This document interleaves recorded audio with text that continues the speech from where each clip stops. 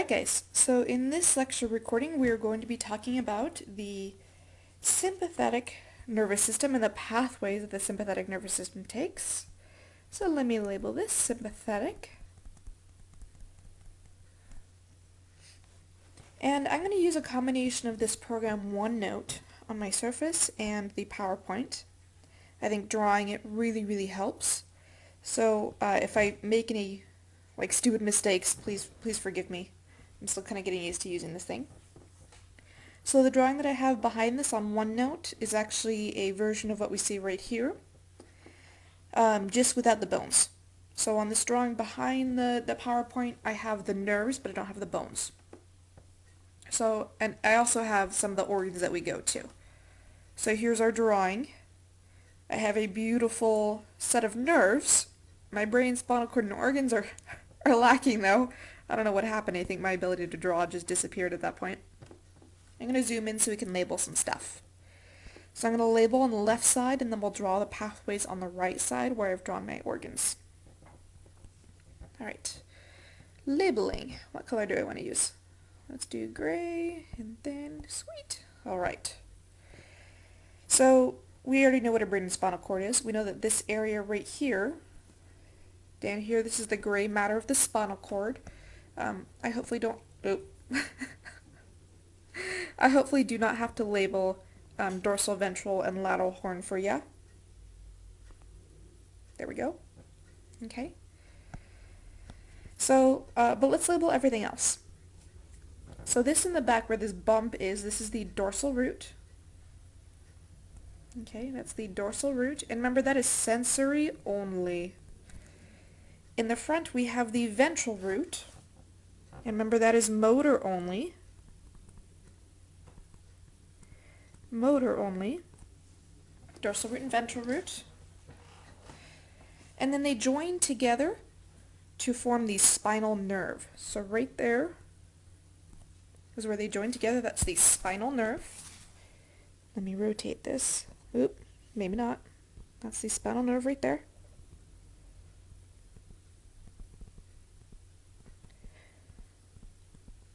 Alright, so far all familiar stuff, right? Remember, the spinal nerve is mixed. It can carry both sensory and motor, because at that point our dorsal and ventral root have joined and they carry sensory or motor respectively. Right here in the back, this is our dorsal ramus. This is the branch that splits off to supply the muscles of the back and incoming sensory neurons from the back. So if somebody scratches your back, you feel it through the neurons traveling through your dorsal ramus. Right here, this entire area, this is the ventral ramus of the spinal nerve. And remember, the ventral ramus gives rise to our brachial plexus, cervical plexus, lumbar plexus, and it gives rise to the front, all the nerves that supply the front of our body. And remember, all those nerves are going to be a mix of sensory and both somatic and autonomic motor. We have a couple new things here. This guy right here, branching off that ventral ramus, that is going to be a splanchnic nerve. A splanchnic nerve. When we saw a pelvic splanchnic nerve before in the parasympathetic nervous system, it does the same thing, branches off the ventral ramus. Here's one thing that is new, however, these little guys over here. So right there, and there's one on the other side as well. Those are called rami communicantes, or rami communicans. I'm trying not to run into my drawing. Let me actually spell it out down here for you. Rami communicantes, just like communication, but it sounds like something out of the Old West. Communicantes.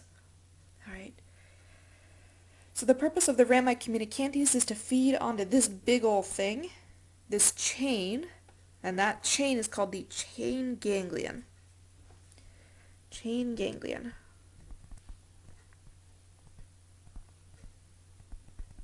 Alright, the chain ganglion. And that chain ganglion, it has several names, and those names are listed in our PowerPoint. You don't have to know those names, but just in case you're watching another YouTube video, they may call it by these other names. It's also called the sympathetic trunk ganglia, the vertebral chain ganglia, the paravertebral ganglia. It's exhausting.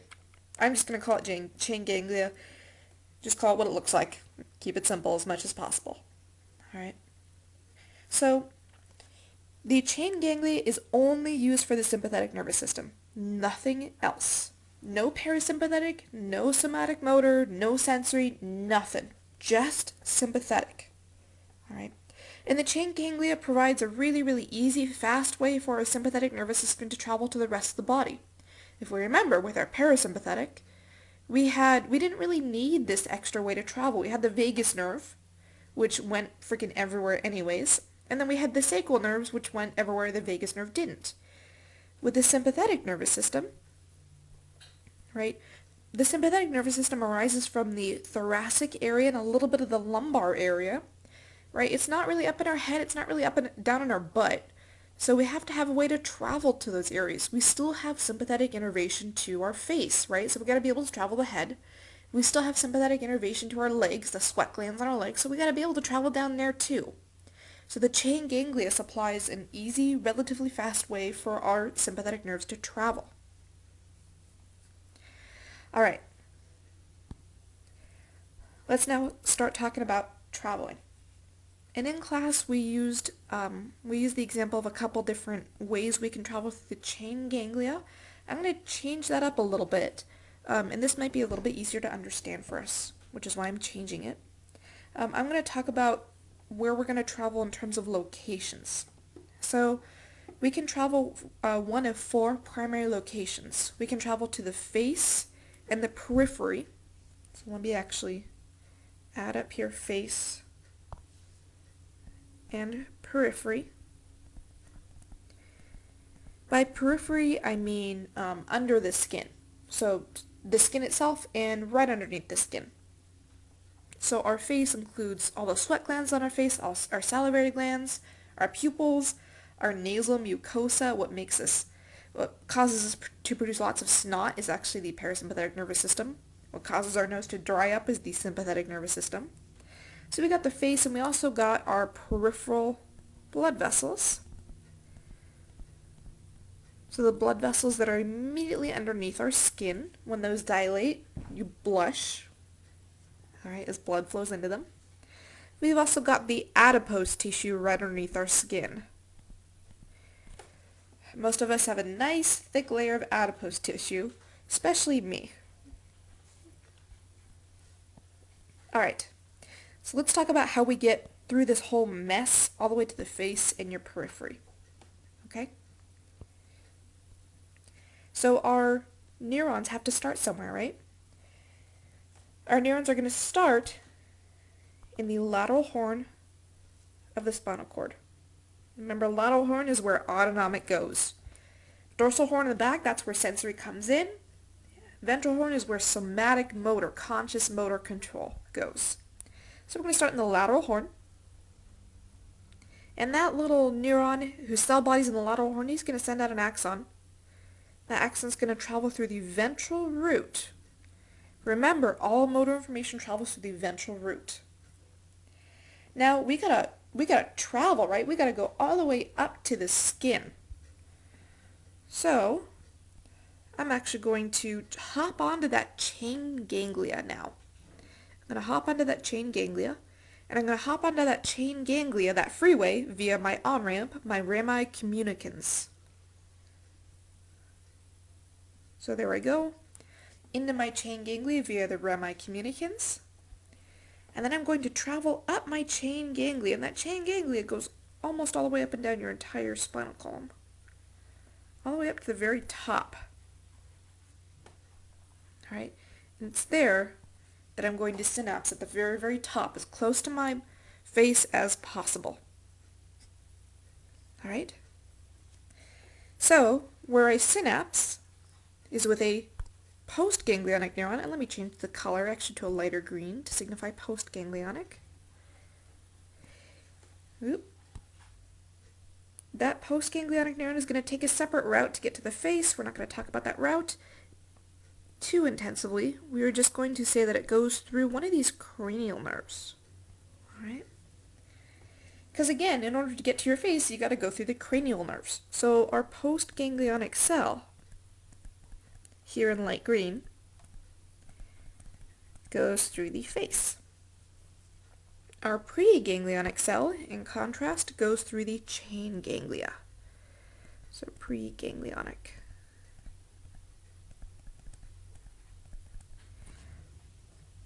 Alright. Now, in order to get to our skin, however, not all skin is in the face. Some of our skins is like on our torso and on our arms, right? In fact, that's where most of our skin is.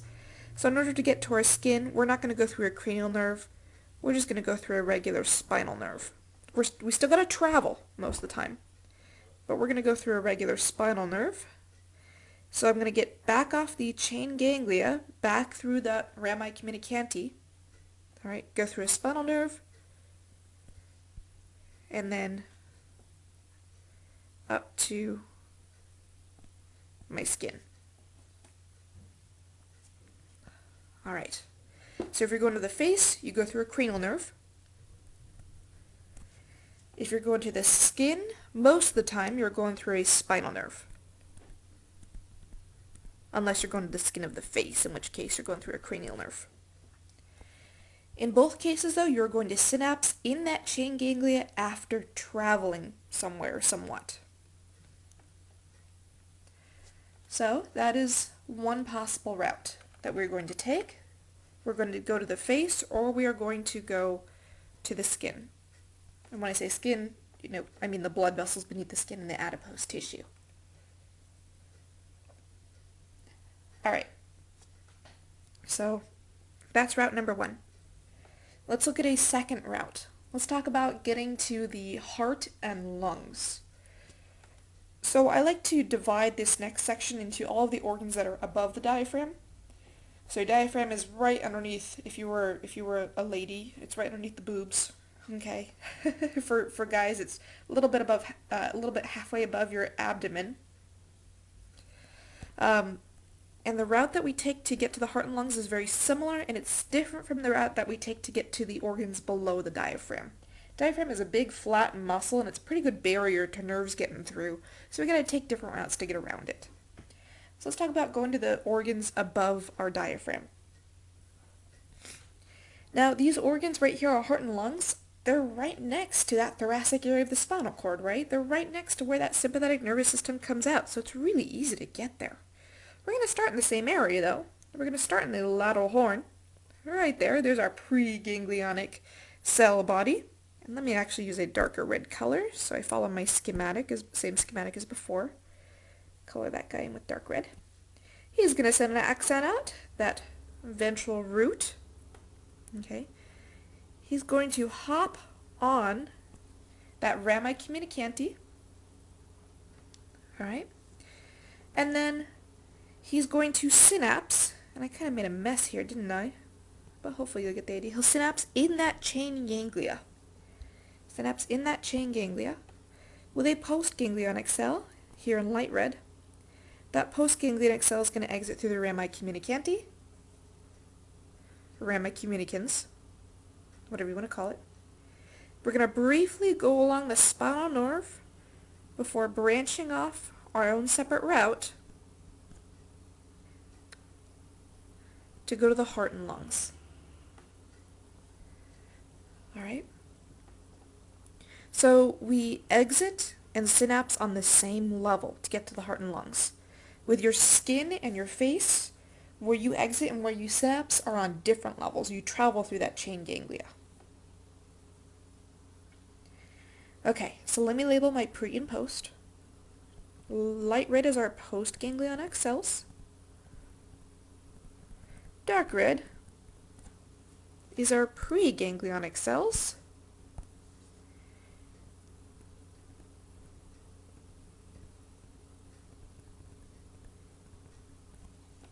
And our preganglionic cell body is in that lateral horn. Our postganglionic cell body is in the chain ganglia. Now, one minor thing to note, depending on who you're talking to, and depending on which textbook you are studying from, some people will take it further and say that this postganglionic neuron, notice how he's traveling through technically a splanchnic nerve. So that some people will also say that postganglionic neuron is traveling through a splanchnic nerve and name that splanchnic nerves, that splanchnic nerve that it travels through. In our case, for this class, we're not going to label that splanchnic nerve. We're just going to say it travels its own way through its own sympathetic autonomic nerve to the heart and lungs. But just be aware. Depending on which video you're watching, it may differ. Okay, so that's our heart and lungs. Synapse on the same level, exit out the spinal nerve, and then make its own way through its own special nerve to the heart and lungs. Now let's talk about the organs below the diaphragm. This is a really crappy liver right there. It's a really drunk liver. I like that pun. That was accidental. Here's some really shitty intestines to follow my pun. And there's a bladder that looks like an alien. I didn't draw the genitalia because it would have just distracted us. It was too laughable. But let's talk about how we get to the organs below the diaphragm. Okay. So to get to the organs below the diaphragm, we are going to briefly use the chain ganglia, but we're not going to synapse there. Let me use a different color here. What color do I want to use? Let's use blue. Dark blue first. I'm still going to start the same way. I'm going to start in that lateral horn. I'm going to go out that ventral root, briefly join up with the spinal nerve, go through the chain ganglia, but I'm not going to stop there. I'm not going to synapse there. I'm going to go right back out. Right back out. I'm going to be like that person on the freeway who gets on the off-ramp and then gets immediately on the next on-ramp. You know what kind of people I'm talking about? I hate those people. Anyways, I'm going to travel through that special splanchnic nerve, and then, just to irritate us, I'm going to synapse in my own special place. These nerves are special snowflakes, and they have to synapse in their own special place. And let me use a different color to denote that special place. We're going to make it a nice, relaxing light blue, and that is a ganglia. Remember the name for any group of cell bodies outside the central nervous system? Ganglia. And of course those ganglia are going to be named different things depending on where it is. So this collection of ganglia we're going to choose to call prevertebral ganglia. So let me modify that wording right there. Oh, this is so cool, I can move it. Oh, I lost my G. Oh no. There we go. Put it back there. Prevertebral. And the prevertebral ganglia, again, they come under a lot of different names, so just be aware of that. Okay. So I synapse in a prevertebral ganglia, and I'm going to keep traveling as a postganglionic neuron to all these organs below the diaphragm, my intestines, my bladder, my genitalia, my liver. Alright. One particularly important collection of prevertebral ganglia that we do have to know, and this is just one of many, okay, is something called the solar plexus. And I know I'm kind of playing fast and loose with the definitions here. The solar plexus is right in the middle of your abdomen. It's a collection of ganglia. And technically it's a collection of ganglia that includes the celiac, superior and inferior mesenteric, and a couple others. And this solar plexus, along with its associated ganglia, supplies the liver, the stomach, the kidneys, intestines, etc. So the solar plexus is a special collection of prevertebral ganglia. Alright, so again, to reiterate, in this example, I'm not using the right color, that's okay. Our preganglionic neuron exits, but instead of synapsing in that chain ganglia, it synapses in some distant prevertebral ganglia instead. So our postganglionic cell body is not in that chain ganglia like it was with all of our others.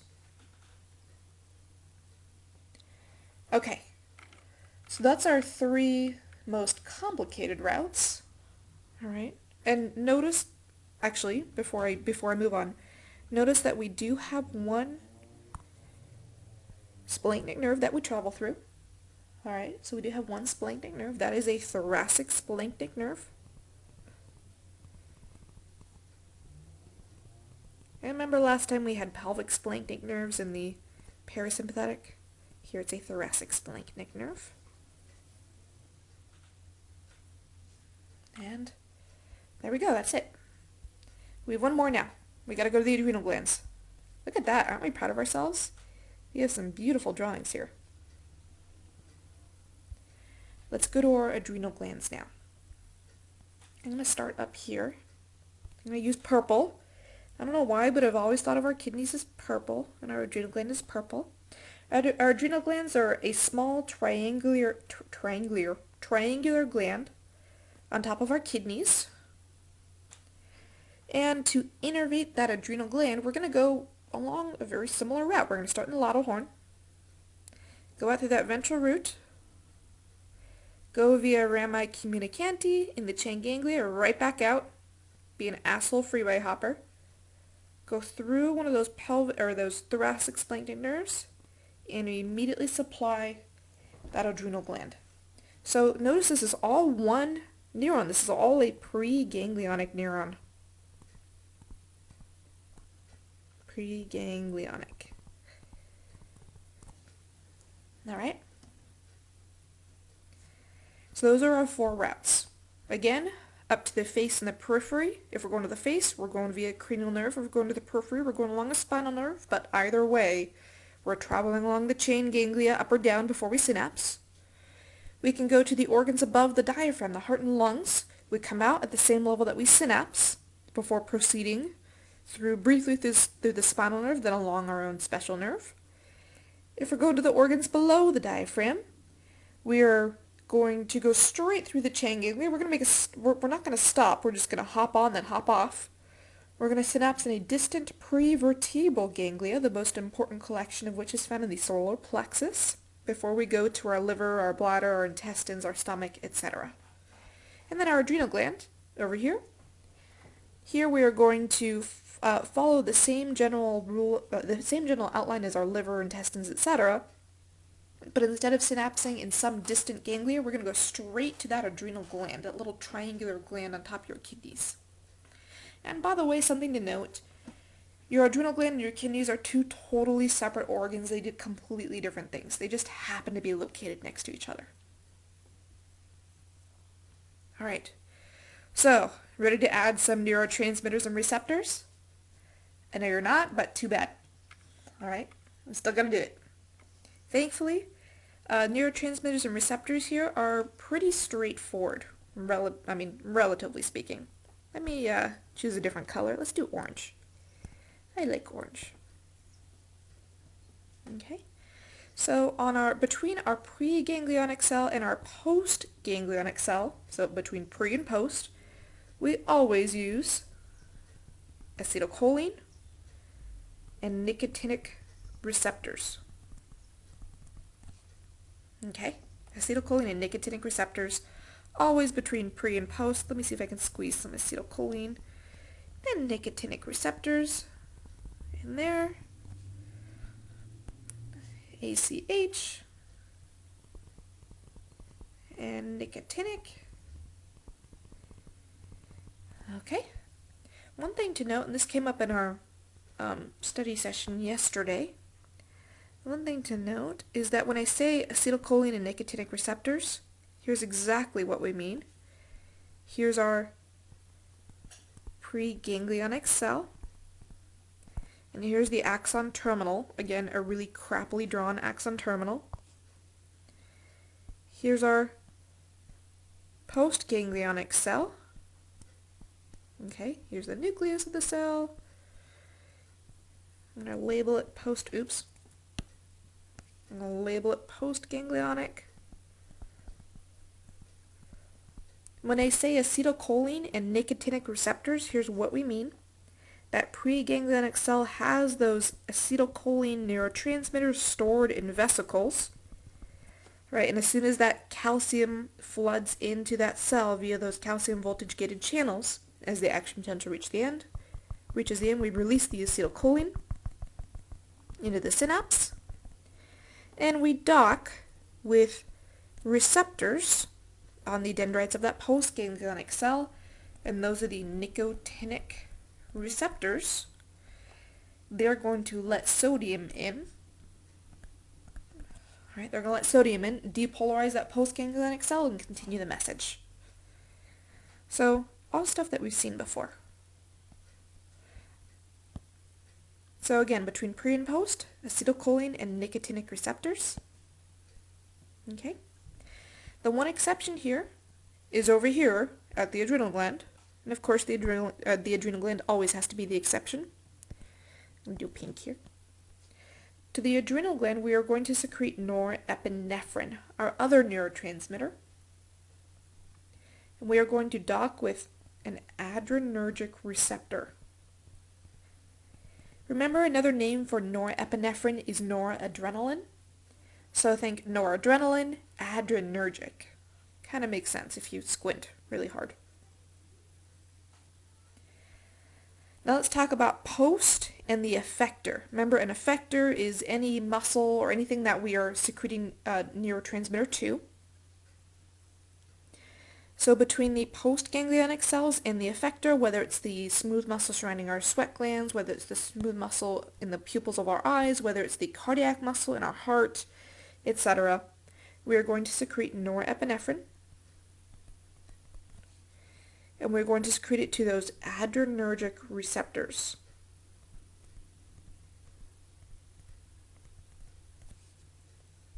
Okay, so to our heart and lungs, norepinephrine and adrenergic, norepinephrine and adrenergic.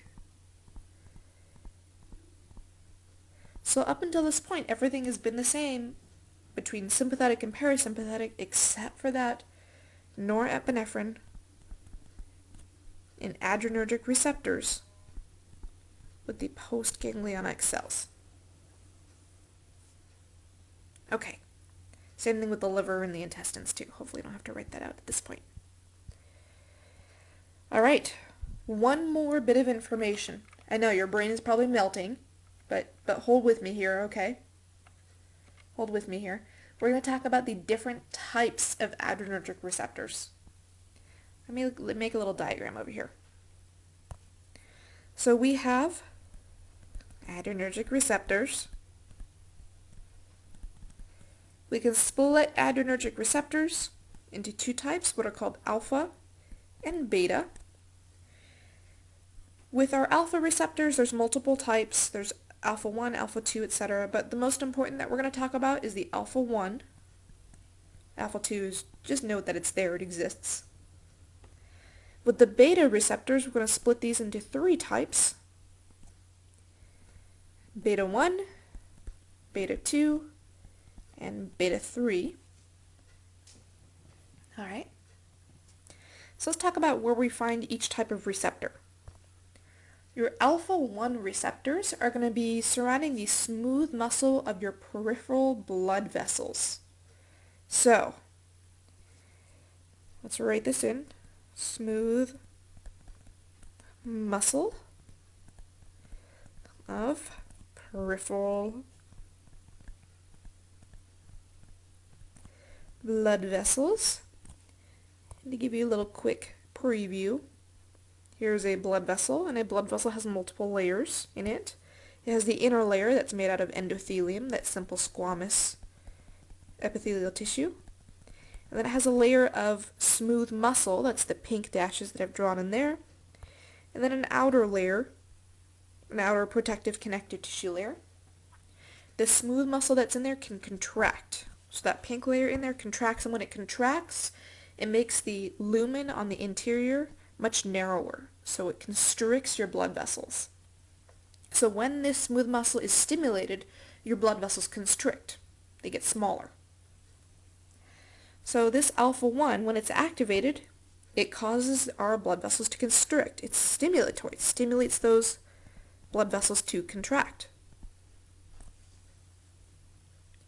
So let's go back and let's add the alpha 1 receptors to our peripheral blood vessels.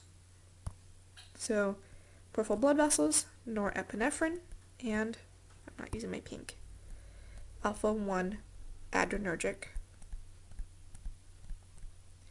receptors.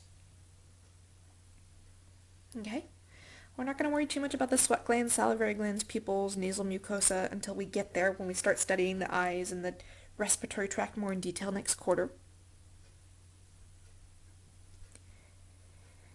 Okay, we're not going to worry about alpha 2. Let's go on to beta 1. So beta 1 is mostly your heart. So beta 1 receptors are found mostly on the surface of that cardiac muscle. And these beta 1 receptors, when they're hit by norepinephrine, they stimulate the heart muscle cells to contract more. Makes sense, because when your sympathetic nervous system kicks in, right, your heart rate increases. So your heart has to beat faster. Makes sense that it would be stimulatory.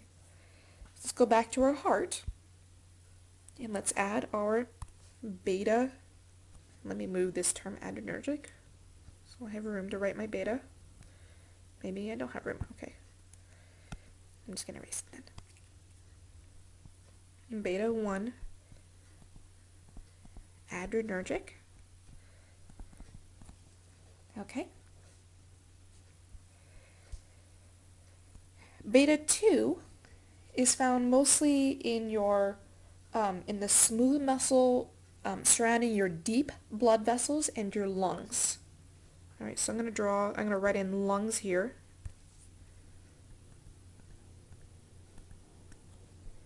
And deep blood vessels, so the blood vessels that are surrounding your liver, not directly your liver, but the blood vessels that are surrounding your liver, your intestines, etc.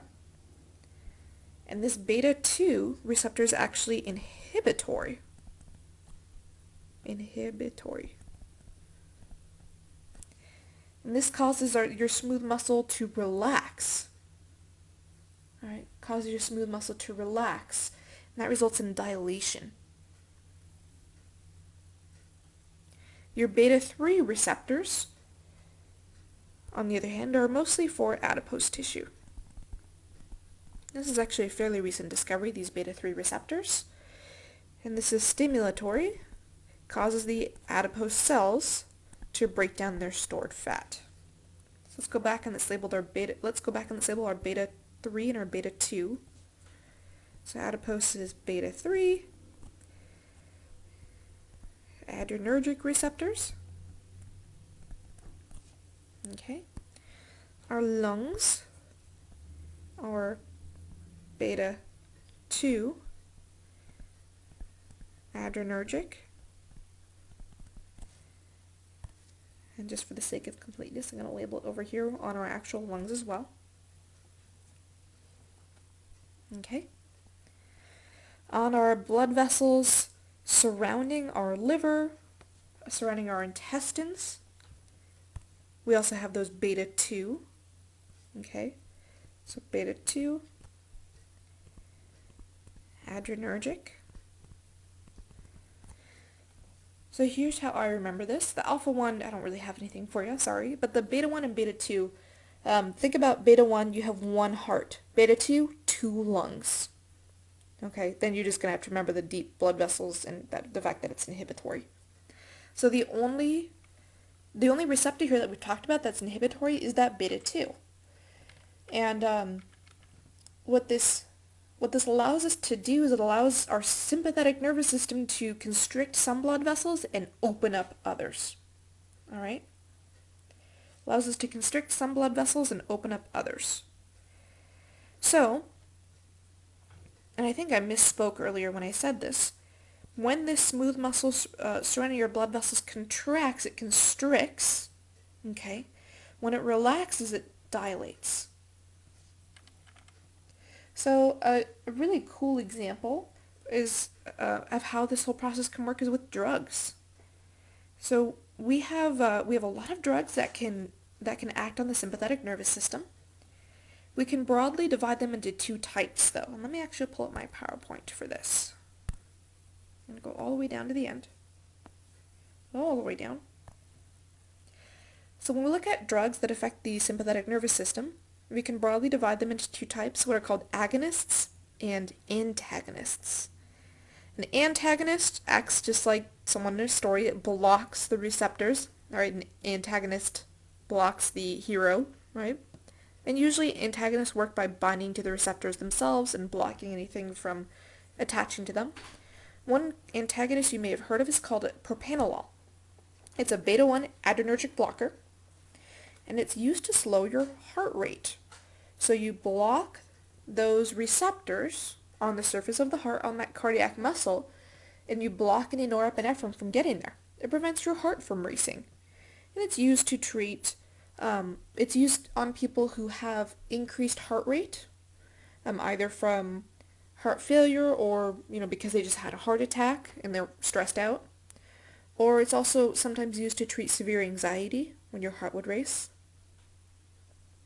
Another example is atropine. It's actually a muscarinic blocker. So this is a parasympathetic one because muscarinic receptors are in the parasympathetic nervous system. It's used to increase the heart rate. And the reason why it's used to increase the heart rate is because if you block your parasympathetic nervous system from reaching your heart, well, your sympathetic nervous system is going to be the only one with signals getting through. So atropine will increase heart rate, and you can also use it to dilate your pupils. All right? So your parasympathetic nervous system, if it can't get to the eyes, it'll cause your pupils to not constrict. They'll dilate instead as your sympathetic nervous system takes over. And so we use atropine in eye drops at the eye doctor to dilate your pupils when the eye doctor has to look in there.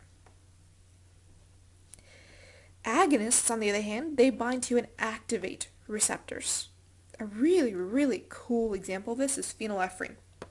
I'm sure you guys have heard of phenylephrine. Sudafed PE contains phenylephrine.